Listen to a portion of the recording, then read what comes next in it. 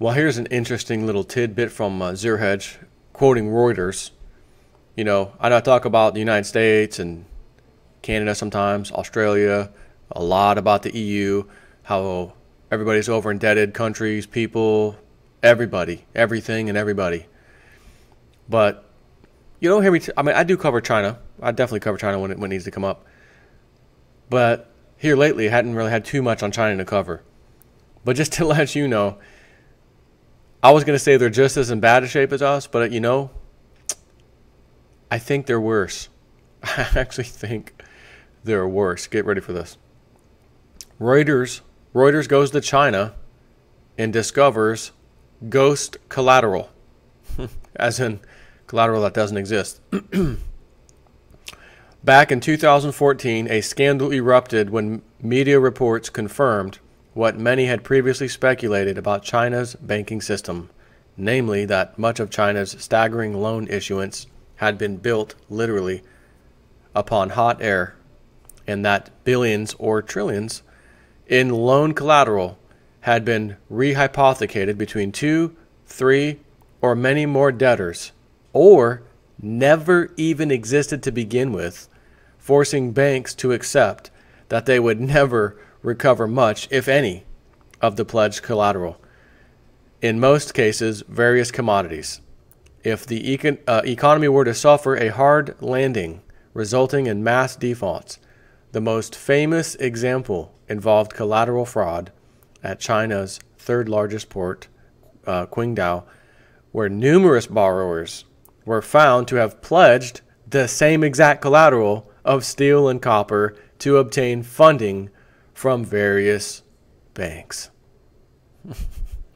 You know how we always talk about the SLV and the GLD, and they claim they have this much in their warehouse, but that gold again is rehypothecated for someone else. So there's multiple claims on the same gold. There's multiple different claims on the same silver. They're doing it in China. Multiple claims on steel, copper, right? These are all commodities, and so is gold and silver, right? Those are commodities too, in the same commodity market, as a matter of fact.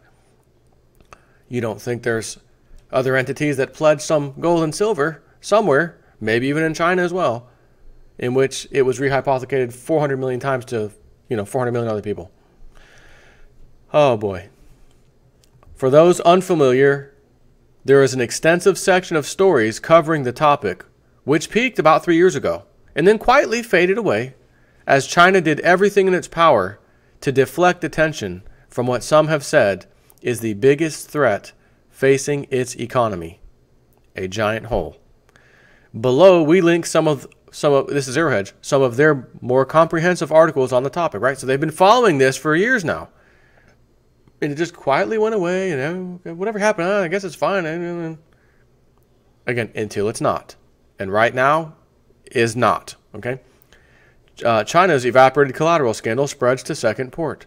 What is the common theme? Iron ore, soybeans, palm oil, rubber, zinc, aluminum, gold, copper, and nickel? China faces vicious cycle as commodity collateral collapses. China scrambling after discovering thousands of tons of rehypothecated copper, aluminum missing. Copper plunges most in 3 months as rehypothecation evaporation concerns grow. Western banks scramble as China's rehypothecation evaporation goes global. Bank for International Settlements warns about rehypothecation threats. How China's commodity financing bubble becomes globally contagious. China's collateral rehypothecation fraud is systemic. Those are some of just Zero Hedge's covering of this. To be sure, the story briefly resurfaced last month when we reported that some Chinese banks suspend interbank business as regulator demands that collateral actually exists. However, it then quickly fizzled again for 2 reasons. One, China watchers assumed that Beijing no longer had a collateral problem, which had been somehow fixed after all the noise rehypothecation stories from in 2014. And 2, China now seemingly has even bigger problems on its hands, such as finding the right balance between maintaining the latest housing bubble, keeping capital outflows in check, and its currency stable at the same time, when China's debt, all 300% of GDP, was just downgraded by Moody's for the first time in 28 years, while its gargantuan shadow debt powder keg is one big red headline away from a $9 trillion shadow bank run. And while the latter is certainly accurate, the former could not possibly be further from the truth. Kind of remind me of Austin Powers. That could not possibly be farther from the further. Daddy wasn't there. Bernanke wasn't there. Bernanke wasn't there to take me to the fair or change my underwear. Bernanke. Okay, got to continue now. Sorry about that. That's what a fantastic expose by Reuters has discovered when its reporters went to China to determine the current status of China's long-standing collateral problem. What it found was that ghost collateral, as they call it, continues to haunt countless loans across China's debt-laden banking system, which is a problem because, as we explained in 2014, and as Reuters has noted, lax lending practices and overvalued collateral spurred the U.S. financial crisis in 2008.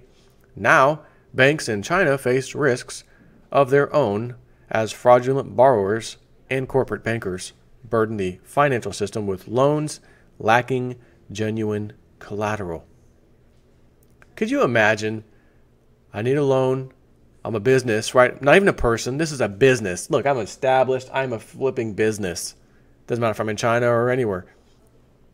But in order for us to run, we gotta get some loan money from the bank. You know, a little overhead to take care of. We just gotta get, we gotta borrow just to make things run. A lot of businesses have to do that, and the steady repayment back to the bank, right? It's just a thing that a lot of businesses have to do. And the bank's gonna say, "What collateral do you got?" And I'm gonna say, pretend these are worth millions. I've got these 4 silver coins here. They're worth millions. And the bank says, well, that'll work, because we're giving you, $5 million loan. These are worth $4 million. That's fine. We'll do that. But at what point does the bank say, you know what, show us. Show me the money. Show me the money. Or in this case, show me the collateral. And you know what? The China company, step right up, Mr. or Mrs. Bank representative. Come over here. Remember the movie Friday? I love Friday. I always do quotes at work, like at least several times a week. We're doing Friday quotes from 1996. Smokey, Debo. Hey, yo, Debo. Bank's tripping. They want me to ask you for my collateral back. You know I wouldn't trip. What collateral? The collateral you got the loan on. The one I've been asking you about for weeks. Oh, that collateral. It's right over here, homie. I didn't know you wanted it back. Yeah, it's kind of like it's both of ours. We'll just keep it over my place this time, okay? And then he gets knocked out. Is that what happened in China? Oh, it's right over here, homie. It's right over the fence right there. Well, do you have the key and the lock? Do you have a locked key to unlock the lock so we can go in and... I can see it from here. Nah, I forgot the key at home. It's a friend of mine shares. It's kind of like it's both of ours. We just keep it over at his house. Okay, but that's yours. Yeah, we're on that side of the fence. That's ours. Oh, okay. Is that what happened? And then he was pointing to the neighbor's collateral. It wasn't even his? Or do they just pay attention to what they do in the GLD and SLV? Oh, yeah, that's our goal. That's set aside for these paper contracts, these paper shares of SLV. Right. I think that might have been what happened. Or worst case scenario, the bank just took their word for it. We trust you guys. We got nothing to lose. Again, we're a bank. We absolutely must lend money no matter what. So if anyone's doing ninja loans or no sign, no doc, no verification, whatever, we'll do whatever it takes. We just want to lend money. We'll take your word for it. I bet you there was a whole bunch of, we'll take your word for it. But at the same time, there's a whole bunch of, you said you had this collateral, but we didn't realize this other business pledged that collateral, and this other business pledged that collateral, and this other one, and this other one, and this one, and all of you guys pledged the same flipping collateral. Now we got a problem. So it says, that's what a fantastic Okay, so expose does. What it found was the ghost collateral continues to haunt countless loans across China's debt-laden banking system, which is a problem because, as we explained in 2014, and as Reuters notes, lax lending practices and overvalued collateral spurred the U.S. financial crisis in 2008. Now, banks in China face risks of their own as fraudulent borrowers and corrupt bankers burden the financial system with loans lacking genuine collateral. The story, while familiar to regular readers of Zero Hedge, may be a surprise to some, so here are some key excerpts. The banker at the other end of the phone line was furious, recalled Shanghai lawyer Wang Qiao. We're just going to go with Wang.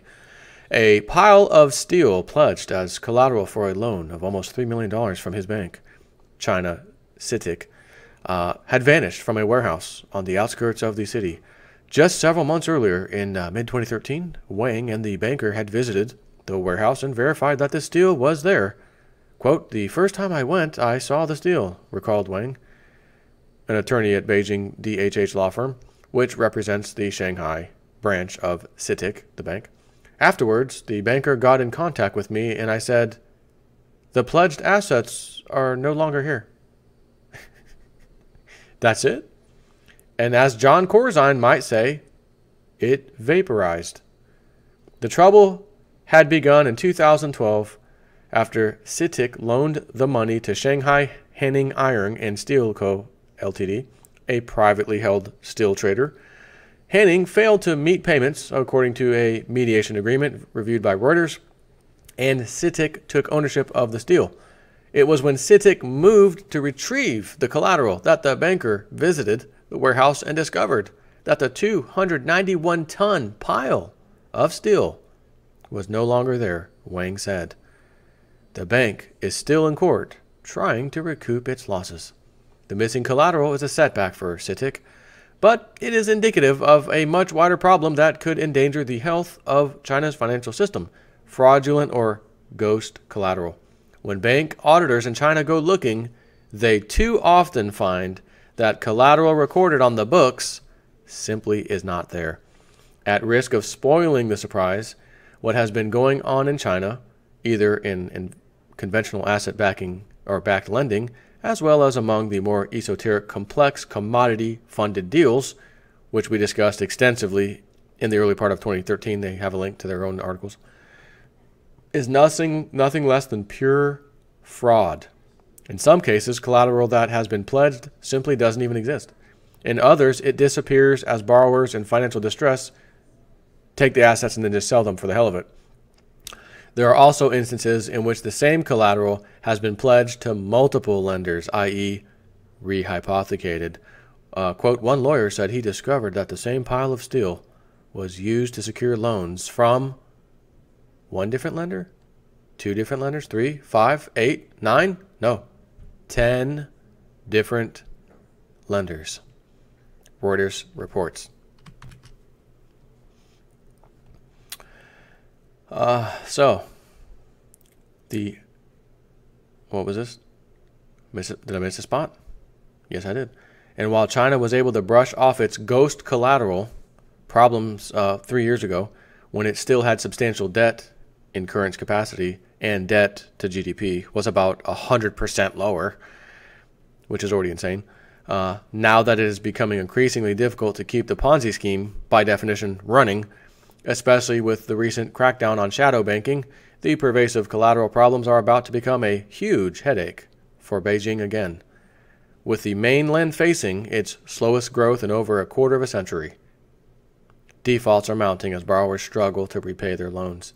The danger of fraudulent collateral in this situation, says economists, is that it exacerbates the problem of bad debt for China's banks, increasing the risk of financial turmoil. As growth slows, lenders can expect more nasty surprises, said Xing Qingquan, professor of accounting at Chongqing University. More instances of fake collateral will rise, he said. Why? The same reason I've always told you. Financial institutions, companies, even non-financial businesses, get ready for the headline of the century that will be in the history books. The century of book cooking, period. Okay? Things were going fine until May 24th when, out of the blue, Moody's downgraded China's credit ratings for the first time in almost 3 decades, saying it expects the financial strength of the economy will erode in the coming years as economic growth slows and debt continues to rise. Naturally, the last thing China needed was the unexpected spotlight on its breathtaking debt load and the excess scrutiny outside on what is, for all intents and purposes, the world's biggest debt bubble. Ironically, the U.S. already learned its lesson almost a decade ago that any financial system is only as strong as its weakest collateral. The '08 global financial crisis showed how the combination of lax lending standards and overvalued collateral can lead to disaster. The catalyst for that meltdown was the collapse in the value of housing in the U.S. that served as security for a mountain of highly leveraged lending, the so-called subprime mortgages. Now banks in the world's second biggest economy face their own collateral risks. Fraudulent borrowers, corrupt bankers, poor risk assessment, and a weak legal system are conspiring to load China's financial system with loans lacking genuine collateral. But back to Reuters, who reported Engin Tam writes that his review of dozens of court cases involving collateralized loans and interviews with lawyers, regulators, and 30 bankers in China reveal that fraudulent collateral in the form of buildings, private apartments, copper and steel is haunting loans across a wide swath of business and industry. Overall, 23 of the 30 bankers described the existence of ghost collateral as a serious problem and expected more instances to emerge as the Chinese economy slows. The bankers interviewed come from 13 banks in China, including some of the nation's biggest lenders. Huge issue. There are no official statistics or estimates of the problem, but fraudulent collateral is a huge issue, said Violet Ho, Senior Managing Director and co-head of Greater China Investigations and Disputes Practice at Kroll, which conducts corporate investigations on the mainland. Often you see what the paperwork around collateral may be dodgy, or that the paperwork may be dodgy, and the bank loan officer knows, the intermediary knows, and the goods owner knows. So it's essentially a Ponzi scheme, she said. Making matters worse for China is that its financial system is only fractionally less corrupt than its legal system. Even when banks resort to the courts, there's no guarantee they'll get their money back. Inadequate legal protections for collateral and the complexity of some borrowers' business dealings can make it difficult for lenders to foreclose. That's what happened to CITIC after it made the $2.71 million loan to Hanning Steel. When Hanning defaulted, CITIC won a court order freezing the collateral, after which the parties entered into mediation. Lawyer Wang said, but the collateral is still missing. Do you think that China's the only one who did this? And again, when it is a bank's duty to just loan, if we don't loan, we don't exist. We got to loan, we got to get the interest, that doesn't matter, just loan, loan, loan. I need my commission. This one needs their commission. The underwriter needs their commission. And that one, we got, guys, just push it through. But it's probably been rehypothecated over 10 times, 10 different people. We don't care. We need our paychecks. Just push it through. Idiot. Quit being a party pooper. All right. Okay. Says the Chinaman. Okay. And now look where they are. And again, do you think this is only happening in China by chance? I think the party's going to be real. I keep saying it. 2017 seems like a really good year for the party to start. The debt bubble party. Take care.